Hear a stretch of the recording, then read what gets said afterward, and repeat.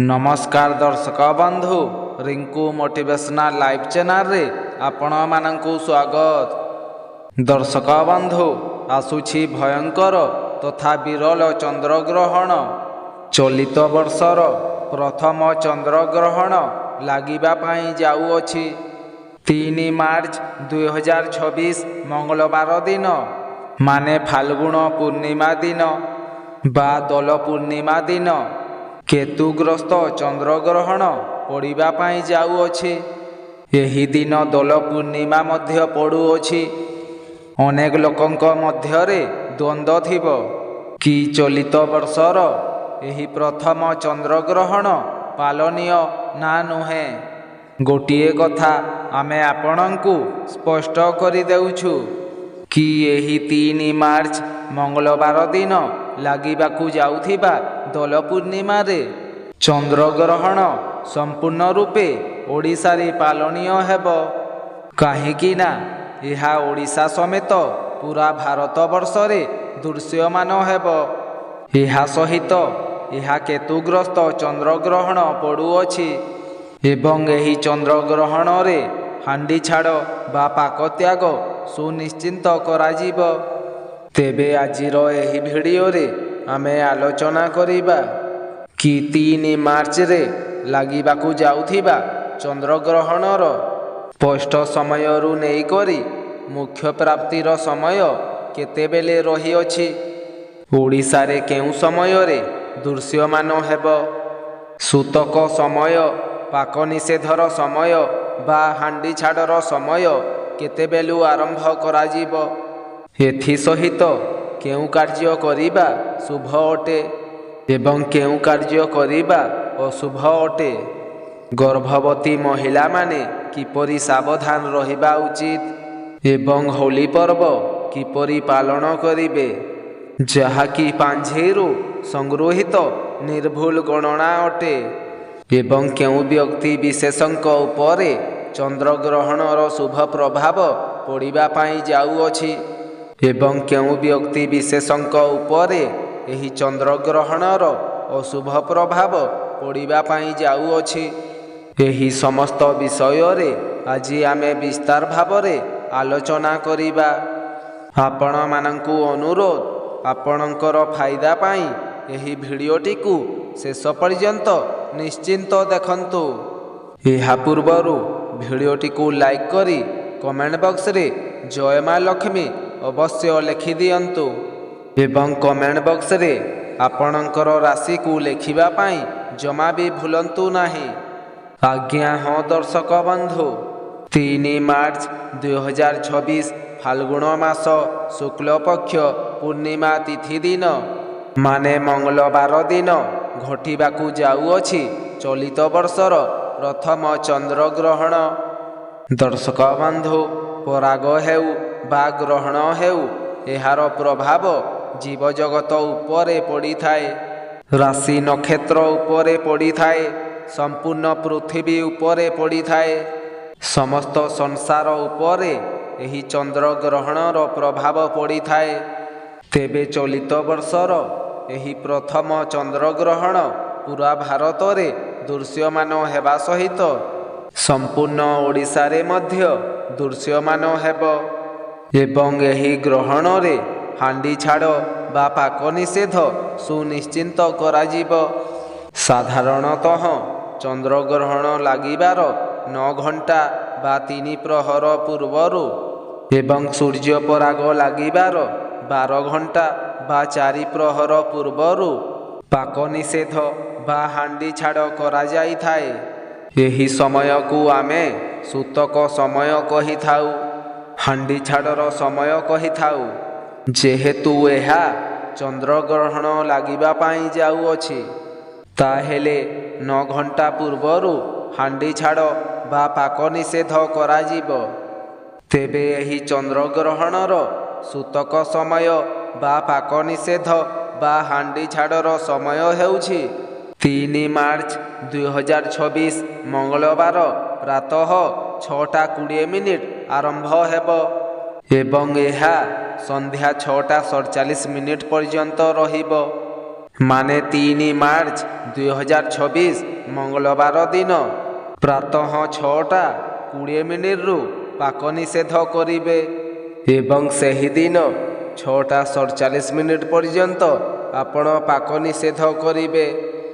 ଏହି ସମୟ ମଧ୍ୟରେ ଆପଣ ସମ୍ପୂର୍ଣ୍ଣ ଭୋଜନ, ଦେବନୀତି ଏବଂ ରନ୍ଧନ କାର୍ଯ୍ୟକୁ ସମ୍ପୂର୍ଣ୍ଣ ରୂପେ ବାରଣ କରିବେ।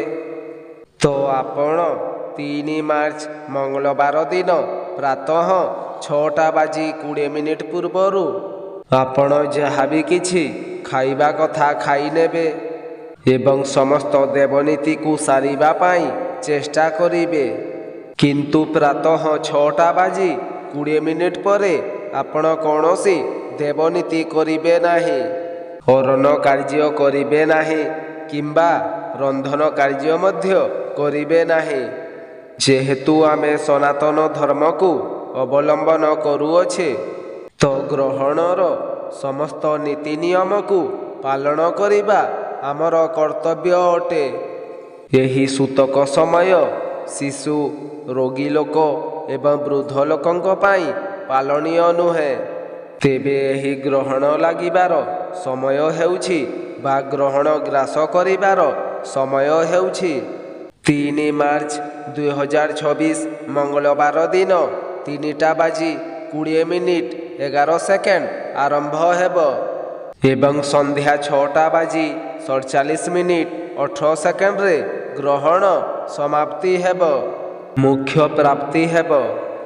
ଏହି ବିରଳ ଚନ୍ଦ୍ରଗ୍ରହଣ ମହାକାଶରେ ପ୍ରାୟ 3 ଘଣ୍ଟା 27:07 ପର୍ଯ୍ୟନ୍ତ ସଂଗଠିତ ରହିବ। ଏହି 3 ଘଣ୍ଟା ଗ୍ରହଣ ସମୟରେ ବିଶେଷ ଭାବରେ ଗର୍ଭବତୀ ମହିଳାମାନଙ୍କୁ ବାହାରକୁ ବାହାରିବା ପାଇଁ ମନା କରାଯାଇଅଛି। ଗ୍ରହଣ ଦର୍ଶନ କରିବା ମନା ଅଟେ। ଯଦି କୌଣସି ସ୍ତ୍ରୀ ଗର୍ଭବତୀ ଥାଏ, ଯଦି ସେମାନେ ଗୋଟିଏ ନଡ଼ିଆକୁ ନିଜ କୋଳରେ ରଖି ଶୁଅନ୍ତି, ତେବେ ସେମାନଙ୍କର ଗର୍ଭଜନିତ କୌଣସି କଷ୍ଟ ରହିନଥାଏ। ସେମାନଙ୍କର ଶିଶୁ ଉପରେ କୌଣସି ବି କୁପ୍ରଭାବ ପଡ଼ିନଥାଏ। ଗର୍ଭସ୍ଥ ଶିଶୁ ସୁରକ୍ଷିତ ରହିଥାଏ।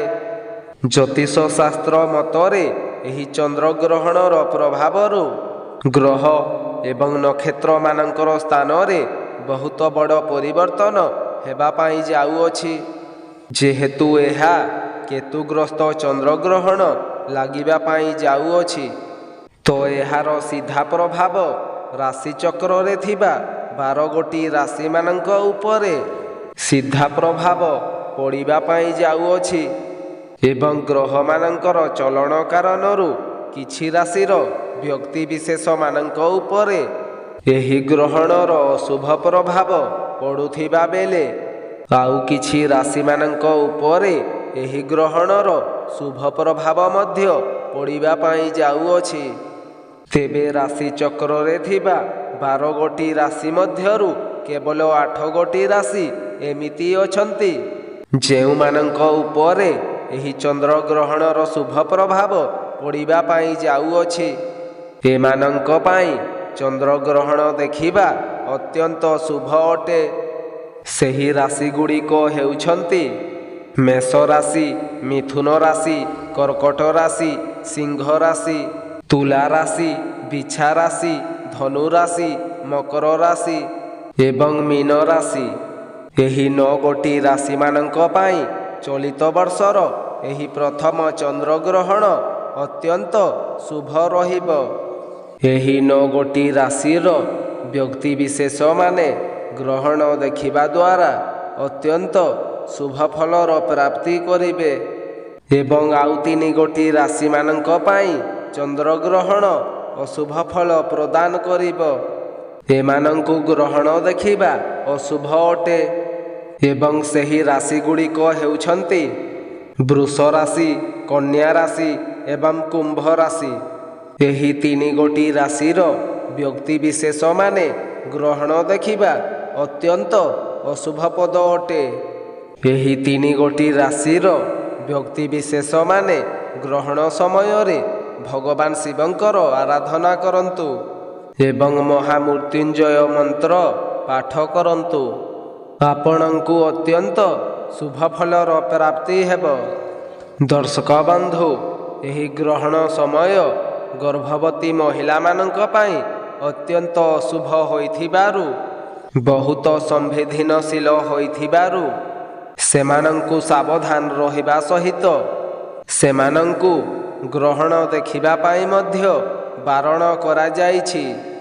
ଗ୍ରହଣ ଲାଗିବା ସମୟରେ ଗର୍ଭବତୀ ମହିଳାମାନେ କୌଣସି ଜିନିଷ କଟାକଟି କିମ୍ବା କୌଣସି କପଡ଼ା ଆଦି ସିଲେଇ କରନ୍ତୁ ନାହିଁ, ନଚେତ୍ ଏହାର ପ୍ରଭାବ ଗର୍ଭରେ ବଢ଼ୁଥିବା ଶିଶୁ ଉପରେ ସିଧାସଳଖ ପଡ଼ିଥାଏ। ଏହା ସହିତ ଗ୍ରହଣ ଲାଗୁଥିବା ସମୟରେ ଗର୍ଭବତୀ ମହିଳାମାନେ କଳା ରଙ୍ଗର ବସ୍ତ୍ର କେବେ ହେଲେ ପରିଧାନ କରନ୍ତୁ ନାହିଁ ଏବଂ ବାହାରକୁ ମଧ୍ୟ ବାହାରନ୍ତୁ ନାହିଁ।